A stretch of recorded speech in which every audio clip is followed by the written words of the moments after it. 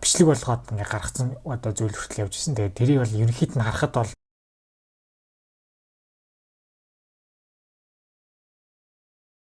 за ингээд нэгцэд нараараас нь явсараад ингээд iOS 18 3.2 гэдэг үйлний систем дээр бол ингээд гүйцэтгэл ямар ч байсан ирлээ тэрэндээ бол ингээд баяртай байна.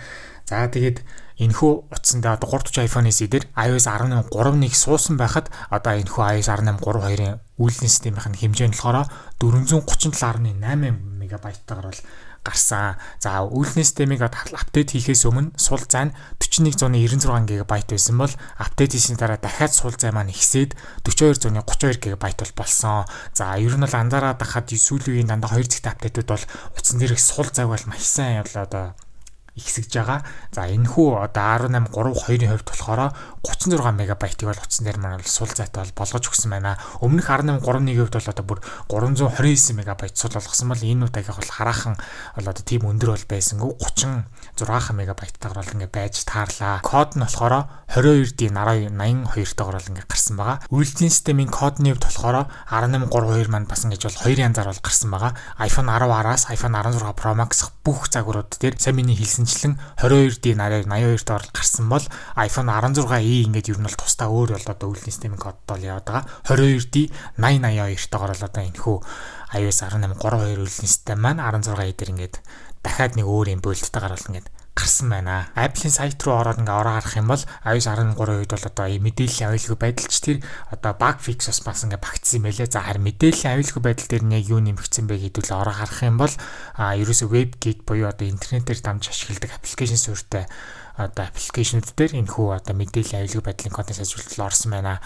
За тэгээ bug fix-ийг болохоор юу байсан бэ гэхээр зарим нэг одоо дуу сонсох, подкаст сонсох аппликейшнүүд дээр ер нь бол одоо үргэлжлүүлж аудионы асуудал байсан бэлээ. Тэр нь ингээд бол ингээд засагдсан байна. Мэдээж хэрэг үйлдвэрлэлийн систем болгон дээр benchmark оногнол яриад явж байгаа.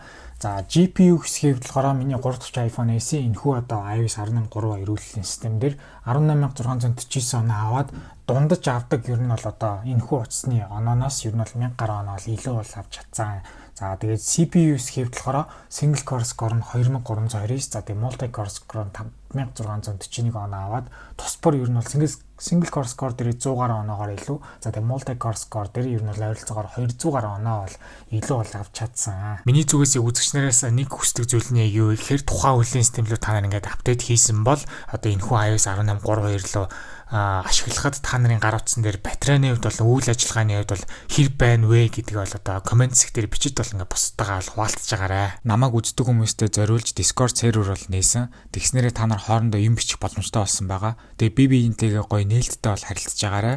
Тэгээ Discord маань нэгдэхийг хүсвэл description хэсэг дээр линкийг нь тавьсан байгаа. YouTube сувг маань membershipтэй болсон. Тиймээс намайг үзэж дэмждэг хүмүүс өөрсдийн сонголтоор member болж намайг дэмжих боломжтой болсон байгаа. Дараагийн гарах үйлдвэрлэлийн системүүдийг харах юм бол одоо iOS 18 3.3 гэж бол гарахгүй бах.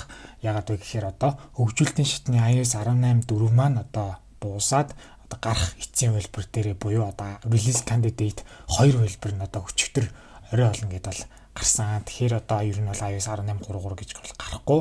Тэгээд ойролцоогоор нэг 7 хоног дотроо iOS 18 4 маань бол одоо ингээд олон нийтэд бол цацагдах нэ. За тэгээд эцсийн байдлаар энэхүү апдейт хийх нь зөв буруу гэдэг маш олон репортыг бол би бол олж чадсан. За тэгээд ер нь бол iOS 18 3.2 болон iOS 18 3.1 гэдэг апдейт бол ерөөсөө маш муу батарейны одоо апдейт бол ингээд болсон юм байна. Энэ бол тун таагүй мэдээ. Тэгээд би л өнөөдөр л бүх репортуудаа хайгаад бол мэдж авлаа. Тэгээ ер нь л би өөрийнхөө 3 дахь үеийн iPhone SE дээр ер нь ашиглаж байхад л ер нь анзаараад ирсэн. Нэг арайлын хурдан дуусаад байгаа юм шиг. Тэгээ би өөрийнхөө жижигхэн батарейтай iPhone-ыг л моолцсон болов уу гэж бодоодсэн чинь бас гүй байсан юм. Тэгээд апдейт хийхэд айлтгүй утсан дээр бол одоо энгийн iPhone 11, за тэгээ 2 дахь үеийн iPhone SE, тэгээд энгийн iPhone 13 гэдэг энэ 3 хуудсыг л би ер нь бол арай гайгүй зүгээр нэг репортыг бол олж чадсан. За ер нь бол апдейт хийгээд дэмий гэдэг дээр бол маш олон iPhone баг бүгд гараад ирсэн л дээ. iPhone 10R, iPhone 12, iPhone 13 mini, за тэгээ mini утас өөрөө би барьдаг болохоор оруулж байгаа. За тэгээд iPhone 15, iPhone 15 Pro, iPhone 15 Pro Max гэх 15 бол бүр тэрээр ороод ирж байгаа. За тэгээд сүүлийн үеийн загварууд бол iPhone 16 болон 16 Pro дээр энэ апдейт хийгээд бол хэрэггүй. Ер нь бол анзаарч яах нь энэ iOS 18 3.2, iOS 18 3.1 гэдэг энэ апдейт бол ерөөсөө батарей бол алаа хийсэн юм байна. Тиймээс хэдүүлээ одоо ер нь iOS 18 4 ер нь бол гайгүй болох гэдэг маш том найдвартайгаар одоо л энэхүү апдейтыг бол хүлээх нь байх нэ. Интернет дээр нэг гоё дүрсэл явжсэн. Сая сүүл худалдаанд гарсан M4 чиптэй MacBook Air бол байгаа. Тэрэн дээр яг одоо дэлгүүрт нь ахт нь бүх аппликейшнуудыг энэ яг зэрэг селектлж агаад нээж илээ. Тэгээд энийг хийхэд бол одоо ямар ч гацалт байхгүй, ямар ч статер байхгүй үнэхээр одоо сайн ажиллаж байгааг нь харагдчихсан. За Apple-ийн зүгээс ер нь бол одоо хавар одоо ивент байх магадaltaй гэсэн шуум яриа байсан боловч Apple-ийн зүгээс одоо амиг нь одоо хааж байгаа юм шиг ерөөсөө 100 л одоо WWDC болноо гэд ямар ч албасаар зарлалаа. 6 сарын 9-өөс 10-нд шилжих шөнө энэхүү ивент маань шөнийн 1 цагаас бол Улаанбаатарын цагаар бол эхэлнэ. За тэгээд яг ерөнхийд нь яг базаад хэлэх юм бол хамгийн сайн мэдээж хэрэг iOS 18 яг одоо суух боломжтой бүх утсан дээр iOS 19 сууна гэдэг маш сайн мэдээ бол явсан хэвээрээ байгаа. Энэ нь юу гэж нэхэр iPhone 10-аар iPhone 10s, iPhone 10s Max маань ингээд iOS 19 ингээд суух нэ. Энэ бол маш сайн мэдээ. Би энийг өмнө нь хэлсэн. Гэхдээ нийт ингээд базаа дахианы бол ярьж байгаа шүү. Тэгээд iPhone 10 маань ингээд iOS 16 дээр үйлдсэн бол үнэхээр одоо болшил тэнэг гэдэг нь бол бодогдсон бол хэвээр байна. Siri маань ер нь бол хизээ ChatGPT шиг болох уу гэдэг мэдээ бол маш их бол явж байгаа. Тэгээд энэ бол ер нь бол хоошоо сунжирах нь бол ойлгомжтой болсон. Ягаад гэхээр одоо Apple Intelligence дээр ажиллаж байгаа Siri маань ерөөсөө өнөөдөр хэд өдөр вэ гэж асуугаад хүртэл ер нь бол жоохон хариулж чадахгүй маягийн дөө одоо байгаа нөхцөл байдалтай болсон. Тэгээд имүүнийгээ дагаад ер нь бол Siri дээр нэлээд нухацтай л хандахгүй бол одоо Siri маань ер нь бол ямар ч он удаан жил ингэж одоо хөлж чирэгдэж юм анх гарч явахдаа ямар мундаг болоод үнэхээр хэцүү байдалд бол ингэж орсон байгаа. За тэгээд өнгөрсөн жилийн iOS 18 дээр жисэн гарч ирсэн мэдээ энэ iOS 19 дээр дахиад бол гарсан. Тэрний юу гэхээр камер аппликейшны одоо дизайн маань одоо Vision OS-ийн тийм тунгалаг шинж чанарыг агуулсан байдалтайгаар дизайн нь өөрчлөгдөнө гэж гарсан мэдээ маань дахин энэ жил одоо гарч ирж байна. Тэгэхээр энэ одоо биелжиж магадгүй биелэхгүй ч магадгүй. Энэ таамаг мэдээлэлүүд бол юу бүгд бол 50-50% таа. Гэхдээ бас үнний ортой байхыг бол үгүйсэхгүй. Аппликейшнууд бас ингээ бөөрийнхий болох нэ. Энэ болохоор бас Vision OS-с одоо буулгаж чад ингээд бас тэр санааг ингээд iOS дээр ингээд буулгаж байгаа байдлаар орж ирэх магадлал байна гэж хэлээ.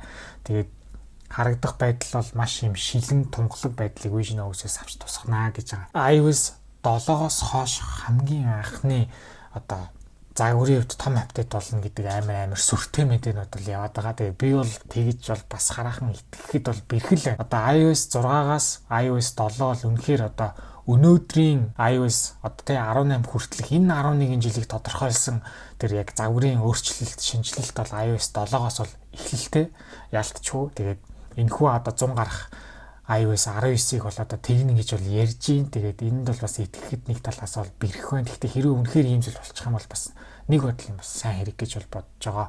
Тэгээд энэ дээр яригдах нэг зүйл нь юу гэхээр үйлдвэрлэлийн системээр гой шин зүйлс нэмэл идэг нөгөө талтай нэг ажиллагааны хувьд тэгээд дээрээс нь батарейны хувьд одоо бүр авахымгүй одоо ингээд iOS 18 маань болж байна. Ийм хэцүү байдалтай байхдаа iOS 19 дээр дахиад ийм шинэ бага функц нэмчихээр жоохон хуучны утаснууд дээр маань одоо iOS 19 хүссэн майлах бахтаа л гэж одоо бодогдож байгаа. За iOS 19-т өөр холбоотой гоё зүйл нь юу байсан бэ гэхээр AirPods-оо зүүцэн бахт ер нь шууд ингээд шууд орчуулга одоо нэмэгдэх тийм бас нэг тийм таамаг зүйл бол байсан харсан. За тэгээд интернет дээр ер нь бол одоо тийм демо байдлаар хүмүүсийн өөрсдийнх нь одоо аль биесний биш ч гэсэн одоо хувь хүмүүсийн юм янз бүрийн өөрсдөө ийм байж болно гэсэн тийм туршилтад ийм гоё дүрснүүд бол яваад эхэлсэн.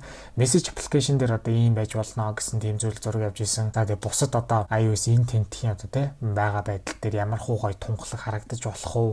За тэгээд тэр бөөрийнхээ application за тэгээд аппликейшнүүд рүү ер нь харж байхад нэг цааталт нэг ууссан маягтай тий settings бол жишээ нь харахад маш юм одоо тунхлаг байдалтайгаар ийм харагдах магадлал байна тий. За тэгээд keyboard хүртэл одоо ийм болох нэ гэсэн тийм гоё зургууд бол явж исэн. Home screen ийм байна гэсэн мэдээ бол явж исэн. За тэгээд эцсийн байдлаар бүр ингээд бичлэг болгоод ингээд гаргацсан одоо зүйл хүртэл явж исэн. Тэгээд тэрийг бол ерөнхийд нь харахад бол тэр демо зураг одоо тэр бичлэг бол гоё л харагдаж байгаа. Тэгээд хэдий гоё харагдаж байгаа гэсэн нөгөө талаасаа үйл ажиллагаа болон тий батарейны хувьд бол хэр байхаа гэдэг санаа зовнилыг iPhone 10-аар барьж байгаа хүмүүс одоо сэтгэл төгшин хүлээж байгаа болов уу гэж бодож байна.